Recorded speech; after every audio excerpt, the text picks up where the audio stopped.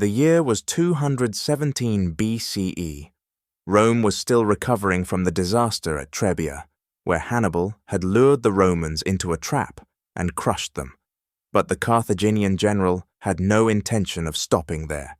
With his army battle-hardened and his strategy clear, he now pushed south, weaving his way through the Italian countryside, looking for his next opportunity to strike. The Romans, desperate for revenge, sent out a new army under the command of Gaius Flaminius, an ambitious and impulsive consul who was determined to wipe out Hannibal and restore Roman pride. But Hannibal, as always, was one step ahead. He would not simply fight another open battle, he would annihilate the Romans in a way they never expected. Hannibal's march south was anything but easy. He led his men through the treacherous Apennine Mountains, where they endured freezing rain, icy winds, and near starvation. Yet, despite these hardships, his soldiers remained fiercely loyal, trusting in their general's ability to lead them to victory. As he reached central Italy, Hannibal spotted the perfect location for an ambush. A narrow road running along the shores of Lake Trasimene, flanked on one side by the deep waters and on the other by steep, wooded hills. It was here that he would lay his deadliest trap. He carefully arranged his forces. His heavy infantry blocked the road ahead, ensuring there would be no escape. His cavalry and light troops hid among the hills, waiting for the perfect moment to strike. And then they waited. Meanwhile, Flaminius and his Roman army had been marching hard, determined to catch up with the Carthaginians. But in his eagerness, he neglected basic precautions.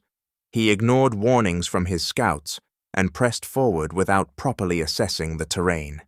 His army, nearly 30,000 strong, marched straight into the narrow valley at dawn, completely unaware of the nightmare that awaited them. As they advanced along the road, the morning fog rolled in from the lake, blanketing the valley and reducing visibility. Then, suddenly, it began. From the hills, a deafening war cry pierced the mist.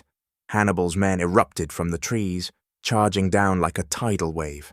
Javelins rained down, Carthaginian swords slashed through armor, and chaos engulfed the Roman column. Trapped in the narrow pass, with the lake on one side and enemy forces closing in from all directions, the Romans found themselves in a death trap. Flaminius tried desperately to rally his men, but the attack had been too sudden.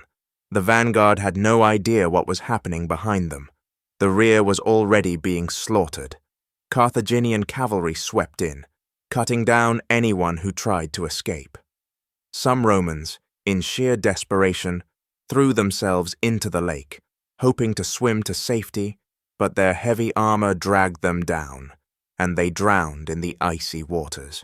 Others simply dropped their weapons and tried to flee, but there was nowhere to run. For 3 relentless hours, the killing continued. By midday, it was over. More than 15,000 Romans lay dead, including Flaminius himself, who was cut down in the chaos. Another 6,000 were captured, while only a few hundred managed to escape. It was one of the greatest ambushes in military history, a massacre. Hannibal's forces had suffered minimal losses, proving once again that he was not just a great commander, but a master of deception and strategy. The Roman Republic was in shock. 2 armies had been annihilated in less than a year. Panic spread through the city. No general had ever humiliated Rome like this before. In desperation, the Senate appointed a dictator, Quintus Fabius Maximus, whose strategy would be unlike any Rome had used before. But Hannibal had no interest in stopping. He had already planned his next move, one that would bring Rome to its knees. The worst was yet to come.